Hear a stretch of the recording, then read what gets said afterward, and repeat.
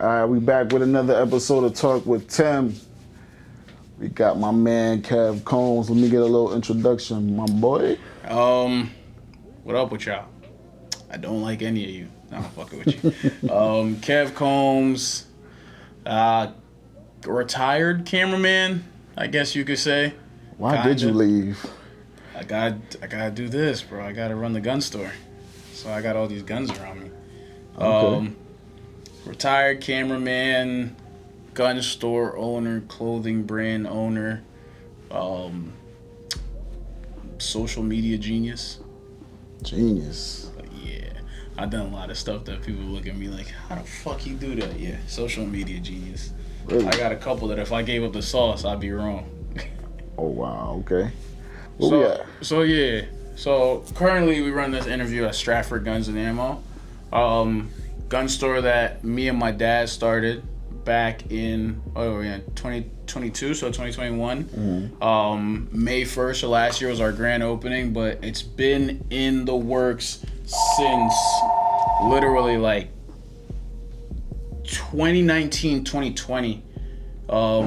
Everything officially like got put in like August of the year before. And it's just always been something that my dad wanted to do. I seen it as an opportunity to like, help out my family, create generational wealth as opposed to, just doing just solely the camera thing where it was just, in a sense, just about me. So, I put a momentary pause on my camera career, my creative career, to kind of just do something that would benefit my family. And, if God's willing, when I have kids, my grandkids, et cetera, my parents too. So do you miss the camera business or? Absolutely. I was literally just saying it yesterday. I was like, I'm fiending to do a music video right now. That's a fact. But you're not getting me out the house unless it's like a band of 15. 15? What's that number? Why you pick that number though? What's 15? What's that mean? So the reason why I'm saying like a band of 15, one, I know I'm not going to work with anyone that's not going to take it serious. Two, you're not paying for just quality. You're also paying for the look. You're also paying for the behind the scenes photography. You're paying for the promo that comes with it, the promotional pieces, like the Instagram pieces, like the reels, the little boxy preview videos, the photos that's gonna come with it. You're also, I do have people that, you need exotic cars, or if you need this or you need that, I have connections for a lot of things. So okay. So it's like an all-around full package. Yeah, it's not like just me sitting here saying I'm gonna charge you $1,500. Yeah, because people in Connecticut, they hear that number, they gonna be like, whoa. Yeah, absolutely. And I'm also at the point where I don't only just want to do simple music videos anymore. I'm trying to do stuff that's, like, it's breaking a lot of the ground that a lot of people wouldn't step into, especially where we're from. And, people from Connecticut just see music videos and they just think whatever. I want to make those music videos where people like, shit, I need to get in on mine. You know what I mean? This kid doing what he need to do. At a point, I don't care what anyone says. At a point, I was literally one of the most known cameramen in Connecticut. Right. When I was really at the pinnacle of my career, I was one of the most known cameramen in Connecticut. And you ask around, you gonna know about me. So you was getting 15 at your height? At my height, I think the highest I got was probably like 22. Gee. But that was out of state. Okay. We had a lot of things to do. I had to fly people out, pay them. I also had to take care of myself, hotel fees, stuff like that. So it wasn't like it was just I'm making profit. In all honesty, if I'm being completely honest with you, if we do like the subtraction and everything, I was probably making like $900 off that 22. That's not bad. Everything else was literally going into the production. That's not bad. Not bad. You do the math. What you say your best music video you ever did was? That's released, because I'm pretty sure you got stuff in the vault that's not released. My best music video that I ever did was probably my first music video, because it got me started. Your first one? Which one was that? It's not my best, but it's the one that I hold. Oh, that's your favorite. And dearest to me, so that would be like my best music video in my opinion. Which one was it? I really don't. Actually, I do know. If you want to look it up, it's Booth by Robbie Stax. That's it. Robbie turned his name to Robbie 100K now. Well, it was Robbie Stacks. That was the first music video that I did, and I think I got paid. It's either $250 or $500. I don't think it was $500, so I'm gonna say it was $250. Right. But it was like the first video I did. I did it in Mullah's basement. DJ Mullah. I know everybody know Mullah. I did it in his basement, and Mullah was sitting there like, yo, you look like you know what you're doing. that was like my first music video, and I tell Robbie all the time, be like, yo, thanks for letting me shoot that video, bro, because you really you have faith in me enough to be like, yo, I'm gonna pay you, and I want you to shoot this. So, you know. What year was that? Shit, probably like, when did I moved to Stratford in like 2016, so probably like 2015, 2016. Okay. So yeah, 7 years, yeah. 1,500, yeah. That sounds about right. Bro, I work day and night. Yeah, 7 years, yeah. Bro, I remember going to the concerts and doing recap videos like an hour after the concert ended. I hate him because he's a rad ass nigga, but I remember I did a 6ix9ine recap video. Ooh. And within like the first hour, it was at like 800 views, and I had to take it down because the promoter didn't want the video out, so I had to get rid of it. I think I had deleted it and I put it back up. I had got backlash for it, but it is what it is. I put it back up. It's archived now. I think it only has like maybe like 100 views now. Wow. But yeah. All right, let's talk about what you got on your head, man. What kind of hat is that? Collection USA. It's my current clothing brand. The aim for it, right here, cards. The aim for collection is it's a luxury brand. It's not your regular clothing brand where you're just dropping merch. I do everything in limited runs. I try my best to, you know, hold my word when it comes to like the pre-orders and stuff. Like I say 2 to 4 weeks. And I genuinely do get everything out in 2 to 4 weeks. A lot of times I get them out the week of. But the goal with the brand is always it's quality over quantity. And I believe, if I'm not mistaken, don't quote me on it, Sergio Gucci said it. He was like, after price, quality will always be remembered, or something like that. It was a quote like that, and I sit down and I think about that all the time, because I buy, like, I'm gonna be honest with you, I buy $400 or $500 shirts. I'm spending $400 or $500 on shirts that there's a reason why they're priced at that, because of the quality. The quality, man. And people will be like, "Oh, it's not worth it." First of all, it's my money, mind your business. It's worth that to you. And secondly, yeah, it's worth that to me. I'm somebody that's heavy into fashion. Like right now, I'm wearing Heron Preston. Like this was like a $300 shirt when it first came out. Okay. And I bought it probably like 2 years ago, and I still have the shirt till this day. Like I wear it all the time, and there's barely any fading, cracking, peeling, and that's what I'm going for with my brand also. And it's also like, I don't think we have a lot of luxury brands that come out of Connecticut. We have a lot of people making clothes, but we don't have like a lot of luxury brands. Like somebody who brand that I really fuck with, and I haven't got any of her stuff in hand, but just off the Instagram and off the social media and off how it's like her hustle. The Mindless Thoughts brand, like, I fuck with the OD. Yo, facts. I fuck with the OD. Like, facts, OD. Facts. I gotta go check her out. She in New Haven, right? Yeah. Yeah, I gotta go check her out. And there's a few people that I want to do collabs with, but it's like, it's also like, I don't want to oversaturate the market with my stuff. I like being able to sell out, you know? I like also giving people something different that not everybody's going to have, and I don't want it to be stuff like, I'm just throwing a little logo right here on the chest, or something, throwing something big and gaudy and awful on the front. Like, I'm not throwing shade at any brands, but I see a lot of people do that, and it's just not my style. Like, I'm really a simple person. That's another thing. I built the brand to really stop buying designer clothes. I built the brand so I could put stuff on that I would wear and that I would be comfortable in, that I would enjoy, but also still be fashionable in. Okay. You know what I mean? So when did you start this brand? Collection is something that's kind of been in my mind for years, but in all reality, I really want to say like last year. Last year Last year was like my year where I was like, you know what, let me stop sitting on this idea and let me just, go forward with it. Oh, so you always had the idea? You just started. I always wanted to do clothes. Like, I wanted to do clothes since I was like in 8th grade. Okay. I did a lot of the RMF clothes at a point. I designed a lot of those, like the Hey Arnold shirt that everybody wanted, the Well You're No Fun, Be You Wanted to Be when you were younger, It's Bigger Than Black and White. A lot of the shirts that came out within the last, I want to say 3 to 4 years. If I didn't solely design it, I designed it with Gotti. So, That's dope. Yeah. All right, so we got the gun raise. You hear the shots going off in the background. That's I hope crazy. so. So Kev the Shooter became the Kev the Shooter. Kev the Shooter. So you been around guns your whole life, or you just jumped in it right now? Like, so I've been around guns literally my whole life. Like, I kid you not, from birth till now. I know you wouldn't even think of it if you looked at me. A lot of people like, oh my God, I never even knew you not. Bro, I've been around guns since I was very young, since I was a baby, literally. I think I touched my first gun. My dad will tell you the story. Touched my first gun at like 4.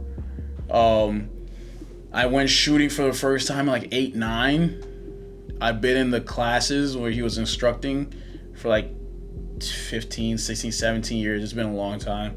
When we came from Jamaica to America, it's just always been something that he wanted to do, and he started as an instructor in our old house in Bridgeport in the basement. And I never forget, bro. I ain't gonna lie. Like, when he first did it, I thought it was like the coolest thing. And then as I got older, like, I helped him out with the classes. I helped him out with instructing. And then now we're here, and it's like one of the biggest milestones I could say that like my family has. Because this is literally something that we started from the ground up. Like, the name was a whole different thing. It wasn't always Stratford Guns and Ammo. Like, there was points where I know that he didn't see the point in doing it, but he always persevered. And that's what gives me my drive and my hustle to be like, even when I don't want to do something, if I see that there's a possibility that you can go further with it, go chase it. Like, no matter what nobody say, everybody gonna tell you can't do it. Fuck what everybody else is saying, because nobody else is living your life for you. Right. Nobody else at all. Yeah, this is huge, man. A black-owned business in Stratford, Connecticut, gun. A black-owned gun store and shooting range. We were the 7th in the U.S. First immigrant-owned. And what else? Like, 7th in the U.S. First immigrant-owned and first in the state of Connecticut. Okay. How many guns you sold last year? God knows. I don't even know, bro. I just sold 2 guns before I came in here. Wow. You saw it. Yeah, I did. I did. All right, so what's next for you? What's coming up next? We got a new collection. We definitely got some more clothes coming out. Yeah. You guys expanding the business? The gun store, I don't want to talk too much on it. There's some stuff coming. When it comes, y'all go know. Same way nobody expected this to open. They didn't know I was opening this. They didn't know we were opening it at all. I remember like the first day when the mayor and everybody came here and everybody seen it on Instagram. Everybody, what you open? Gun store. I'm still answering DMs about that to this day. So, yeah, it's a lot in store. Follow Collection on Instagram, Collection USA. Follow the gun store, Stratford Guns and Ammo. Follow me, KevKombs. I don't really do much anymore. I'm 6'5" in your dreams. You can hit that C more in the description. Yeah, bro. I used to do cool shit. Now I just be chilling. Just be chilling. That's it. Oh, we haven't get into your background. Like, what's your heritage? What's your race? So, born and raised in Jamaica, 100%. I lived in Jamaica till I was about 7 years old. We came here. I grew up a majority of my life in Bridgeport. We moved to Stratford when I was going off to college. We actually moved to Stratford at a very awkward point in my life because I graduated high school a little early. And then I was sitting down in my room and I was like, I don't know what I'm going to do with my life. I think I'm literally just going to join the Army. Wow. I was going to join the Army and I couldn't join the Army. So because I didn't join the Army, I ended up taking on photography like very, very seriously. I went to my first year of college and I studied media studies and advertising in college. I dropped out junior year, everybody's like, you should have kept going, but college wasn't for me. I ended up leaving college, going to work for Sony Music for about a year. Oh yeah, I do remember that. Yeah, I was working for Sony Music for about a year, did a lot of freelancing. And then at the height of my photography career, I temporarily retired. And I came, and my dad was like, he wants to do something for the family. And I was like, yeah, let's do it. Right. So how are you and the Moko family? I know when you was over there, it was called something else. It was members only. Members only. Yeah. It was just members only, but I was there when Moko started, literally. Yeah. Like, when the carpets was in every room, and everybody doesn't know that I actually helped take out all the carpets and help put in the new floor. Yep. So that's that. Bro, I really saw that studio grow. I have no bad blood or animosity over there. I love everyone over there. I hope, it continues to, get bigger, grow. Goldie's my dog. Like, that's my guy no matter what. I made a lot of relationships over at Moko that I really appreciated, and I'm glad that I was there for the time period that I was there. Shout out Gabe. Shout out Drew. Like, Andrew was one of the biggest helps in my photography career because he managed me for a good amount of time, and he really, pushed me in the right direction, and I really appreciate everything he did for me. Shout out Goldie. Literally, shout out everybody at Moko because everybody over there doing their thing, And I'm really happy for everybody. What about the Perfections family? Fuck Rags. Nah. It's RMF. Nah. Hav is like, that's my guy. Like, he's one person that it's a lot of stuff that I don't do for people. I do it for him, his family. He already knows that. I look at Hav like a big brother for real. He's definitely guided me a lot, helped me out in a lot of situations. He's seen me grow. He's helped me grow. I'm really happy to see what him and Marcus are doing with Esco. Like, very happy. I'm happy to see Esco grow how he's growing. I can't wait for Hollywood Hookah to open. I know, we're all waiting for it. Yeah, can't wait for it to open. Now. Like, I love seeing... Every time he does something, he levels up, and I love seeing it. Yep. And same thing with Perfect. Like, I just love watching them grow. Love what they're doing at Bugatti right now. I know y'all saw the stripper bowl. That was crazy. Yo, that recap video was sick. I even commented on your IG. I was like, "Oh, Kev back outside?" No, I'm not back outside. Back outside? But that's what I'm saying. Like, feel me? I only did it for Hav. Like, word. Hav was really somebody I rock with. Dig. I rock with her. Sick. I rock with everybody. Germ. Everybody over there. Perfections. Rags family. Like, they already know what's up. They know what's up with me. They know what's up on my end. Like, if they need it and I can do it, I got it. We out here. All right. You mentioned RMF. So what's that about? I'm listening to my dad talk right now. Oh my god. I'm trying to figure out who he's talking to. But RMF is one of the biggest influences of my career. I can say that honestly. If it wasn't for RMF, then I don't think that I would be as far ahead as I am right now. Oh, wow. If it, like, don't get me wrong, like, I'm somebody that I'm gonna make it regardless. Like, I tell people all the time, I don't need anyone. But I don't need them. But that's literally like family. You know, a lot of the members in RMF have met my family. I'm somebody that's closed off of my family, my love life, like anything that's going on in my real life. I don't really tell people, and everyone in RMF tends to know what's going on with me. That's literally my family. Shout out to RMF. Yeah, real talk. Shout out to RMF. Like, I'm really happy to be a part of RMF. Really glad that, if you know where we started and you see where we are now, it's a lot of things that changed over the years. It's a lot of growing. It's a lot of mental changing. It's a lot of developing. It's a lot of just emotional change. Intelligence is. Everybody thinks we literally just throw parties. Little do y'all know how much goes into throwing those parties. They look like movies on camera for a reason because we put the work in for so many years. And even before I joined RMF, like, RMF was stepping. So, you know, respect my family, man. Real talk. Respect the shooter and respect my family. Yes, sir. All right. Any last words?